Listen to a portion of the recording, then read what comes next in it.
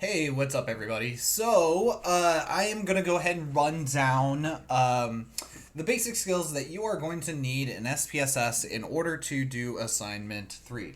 So, these are stuff that we've already been over in class.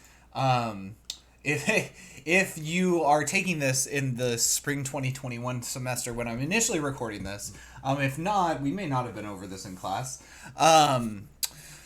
But regardless, the assignment should be pretty much the same.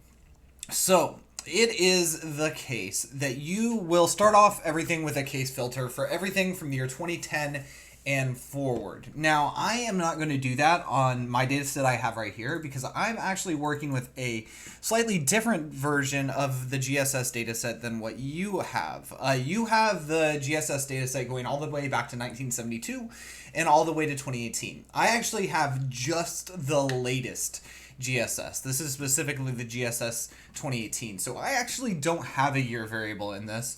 And so I am not going to set a case filter, but you will need to set a case filter. Remember, in order to set a case filter though, go to data, go to select cases, and then select what you want to filter by, condition if satisfied. But we are going to go ahead and leave all cases on in my case and move on to just start doing chi-square. So, to remind you, in order to do chi-square is in a little bit of a funky place in SPSS because it is technically where it says descriptive statistics under crosstabs. It is a test that you add on. So if you go to, like I just did, if you go to descriptive statistics and you go to crosstabs and then you click statistics, you click on chi-square. And that throws in that inferential statistics test that we want to have to our crosstabs. It's a little bit weird, like I said, because we're obviously doing an inferential test and it has it buried in the menus for a descriptive statistic or a form of descriptive statistics in crosstabs, but that's the way that SPSS does things. So we are going to choose two categorical variables in order to do this test. Y'all are going to have sex and y'all are going to have sex as one of your categorical variables, and the other is going to be attitudes towards marijuana legalization. Let's choose something else, be relatively similar. So we can do sex again. So let's do sex. Put that in rows. Generally, I like to put my independent variable in my rows, and then I like to put my dependent variable in my columns. That preference can change depending on how your data is going to be presented. You may just have to play with this. Here's an interesting one. Own gun? Is this have a gun in home? Yes or no? Okay, so yeah, let's look at that. So own gun. So this is going to be cross tabs with a chi-square test of respondent sex, and if you recall, it is the case that respondent sex in the GSS is binary. They only have two categories. We'll probably revise that to be something a little less binary in the future, but the GSS still, as of 2018, has a sex variable that is just male female binary, and then we are going to compare that with another binary variable, which you will have actually a variable with three categories, but the chi-square test is going to work exactly the same. But for this is going to be have a gun in the home. 1 equals yes, 2 equals no. The rest of these refuse, don't know, not answered. Those should be all coded missing. We've got our chi-square test done. So the next thing we want to do is we want to make sure that we have percentages in our crosstabs. You always want to have total. Whether you do row or column just kind of depends on what makes sense for individual variable pairings. I would start with one, look at the way that it comes out in your crosstabs, and if it's something that is readable and makes sense, then go ahead and keep it. If not, just switch from row to columns. So let's go ahead and start with rows and see how this comes out. All right, so here's what we have. So it looks like we've got our percentages going across in our rows here. So this is males, and this is females. And so actually, I feel like this makes sense because we're presenting our percentages in rows, and this is the percentage of males that have a gun in the home. This is the percentage of women have a gun in the home. This is, refused is a valid category in this case. So that's interesting. So technically we do have 3 categories. This wasn't a true binary variable. So the gun variable actually is relatively similar to the grass variable that you're using in that it's got, I believe 3 categories. Although the grass variable, I think you may recode that for 3 categories in your Nova. I'll look at that in a second. But regardless, we see a fairly substantial difference here. 41% of men have guns in the home as of 2018, and 28.7 or almost 29% of women have guns in the home as of 2018. I would imagine that's a statistically significant difference, but let's go ahead and check that. Yep, it is. Statistically significant at the highest level. So this is an instance where we would have a null hypothesis that there is no difference in gun ownership between men and women. We'd have an alternative hypothesis that there is a difference in gun ownership, a statistically significant difference in gun ownership between men and women, and our alternative hypothesis would be supported, and our null hypothesis would be rejected. We have a Pearson chi-square p-value that is significant at the highest level. And I mean, that kind of makes sense. Like, I mean, you can see the difference between male and female gun ownership is pretty substantial. 41% approximately to 29% approximately. So let's add in the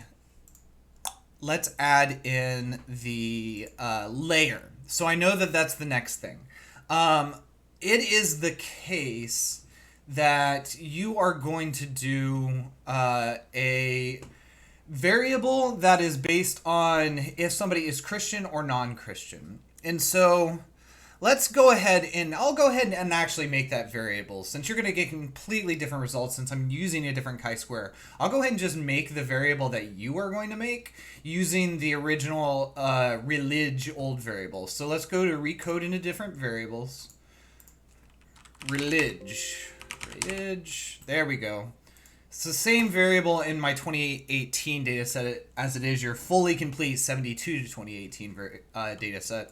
Let me go ahead and confirm the codings are the same. I have the codings listed here in the instructions. 1 is Protestant, 2 is Catholic, 10 is Orthodox Christian, 11 is the catch-all category Christian.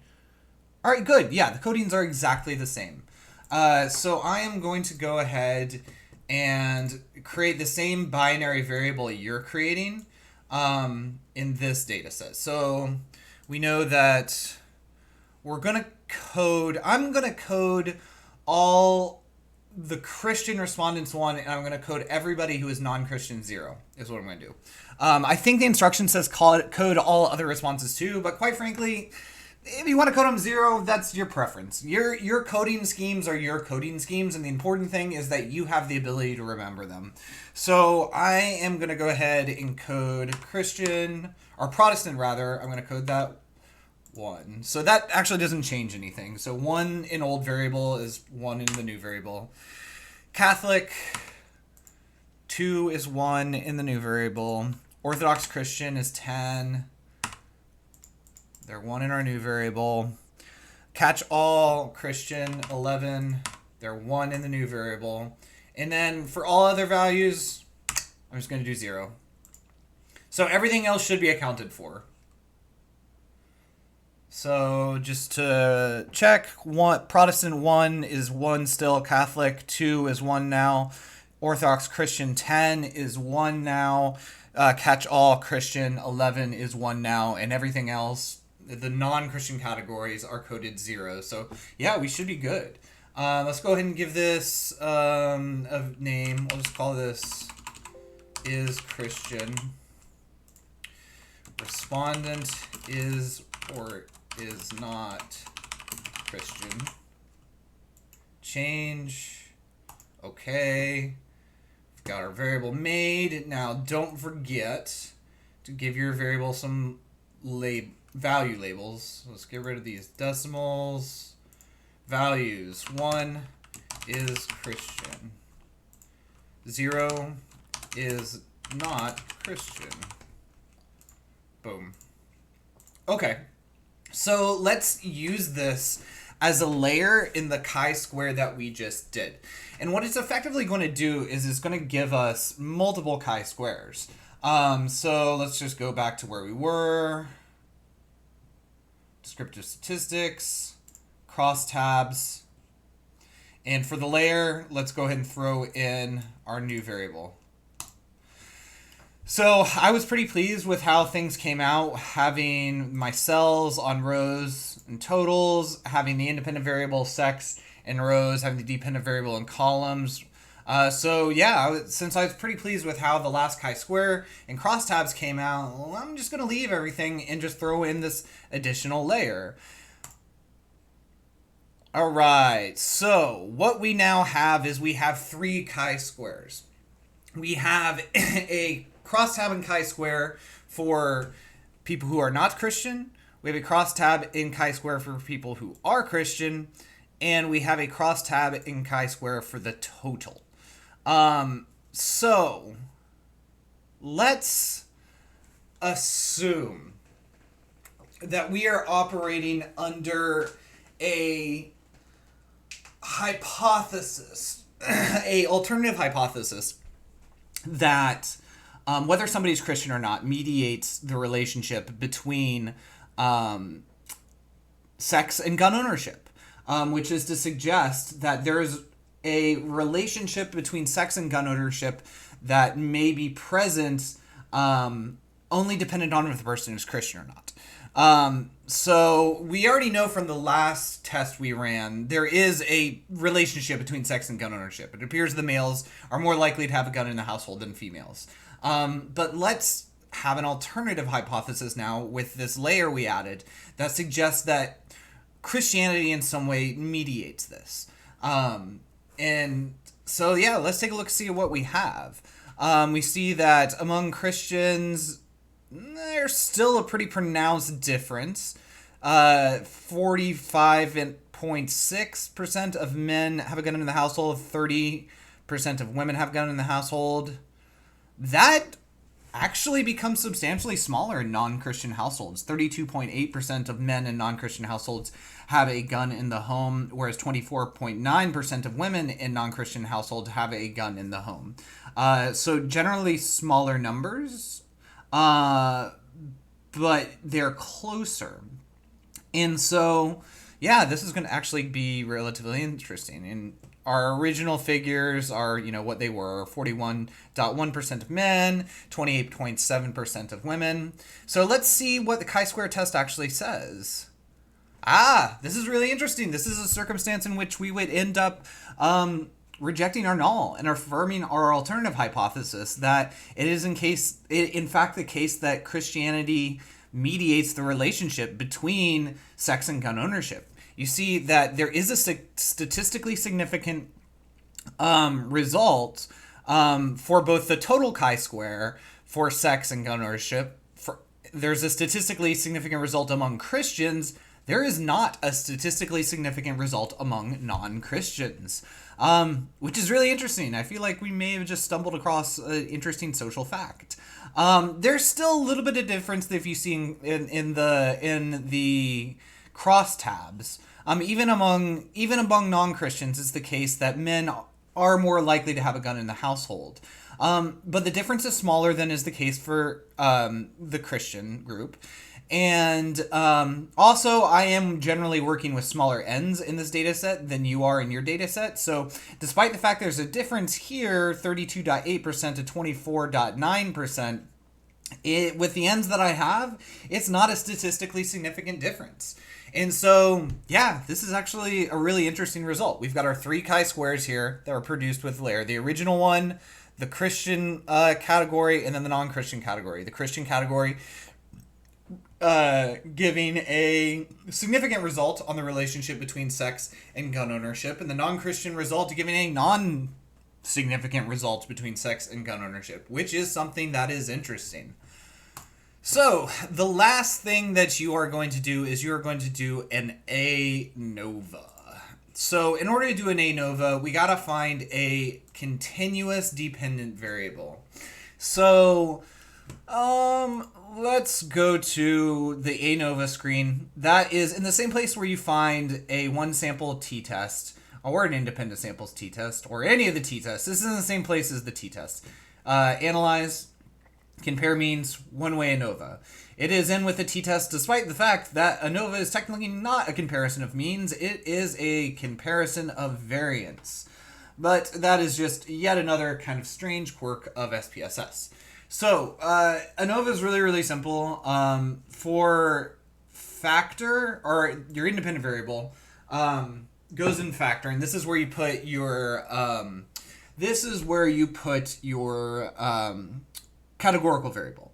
So remember that ANOVA does pretty much the same thing as t-test in terms of the kinds of variables, except it allows you to have a categorical variable that is more than just two categories. T-test tests the means between a two-category or binary nominal variable. It is the case that ANOVA allows you to have multiple categories. So let's go ahead and pick race. I mean, that's the simplest one. I think race even in 2018 is a fairly simple variable, white, black, other. They don't really have a lot of nuance in their race variable, but we'll go ahead and use it. So we've got three categories in that. So that allows us to take advantage of the fact that we're using an ANOVA. Using the race variable just as is not something we'd be able to do with the t-test because it has three categories and not two. So let's find some sort of continuous variable to use as our dependent.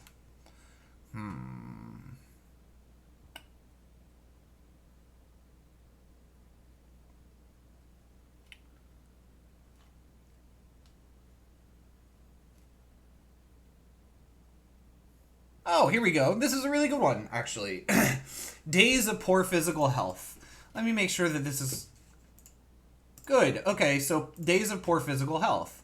This is a good little sociology of health test we'll do. So we will compare between the races the average days of poor physical health in the past 30 days. So a continuous variable that inevitably goes from 0 to 30. So make sure that you have your descriptives on. That's really the one option that you got to make sure is checked on ANOVA because it's not checked by default. Let's see what we get. So, interesting. There is not a statistically significant relationship here. I kind of thought there would be. Generally it is the case that race is a pretty profound indicator for overall health in the United States, but at least in terms of the sample we have here in the 2018 data set, there is not a statistically significant result. Remember, ultimately it is the case that ANOVA is testing the variance within groups to between groups. In order to look at the significance, you just go to between groups, go to sig. That's super not significant. If we have a 0.05 alpha, that's not even close to being rejected. That's 0.91 is our p-value, which is way above 0.05. So that tells us that the difference we do see here, and there is somewhat of a difference. White respondents had an average of 2.63 days. Black respondents had an average of 2.7 days. Other race respondents had an average of 2.45 days. There is something of a difference in these means here. So there is some inter-group variance or between-group variance, but that variance, according to our calculations here, has a 91% chance of being caused by randomness in the samples. And so that is really interesting. I can say that I honestly did not expect that result. We've got a total N of 1,400, which is fairly sizable. So yeah, that is an interesting result. You're going to be doing a similar thing. you're going to be doing it with the grass variable again. And I believe age is going to be your dependent variable. So yeah, that is the extent of what you're going to be doing in assignment 3. As is always the case, if you have any questions, hit me up. Best of luck, and I will see y'all back in class. Bye.